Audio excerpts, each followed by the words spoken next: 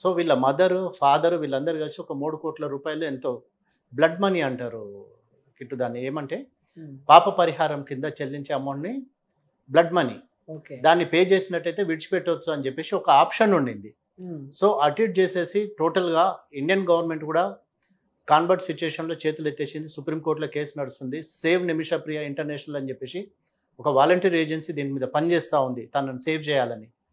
అయితే ఏంటంటే Indian government plea తోటో, లేకపోతే ఒక ముస్లిం లీడర్ ప్లీ తోటో, లేకపోతే కేఏ పాల్ గారు అన్నట్టు మరి ఆయన ప్లీ తోటో తనకు పడ్డ ఉరి శిక్షను టెంపరరీగా వాయిదా వేయటం అంటూ జరిగింది.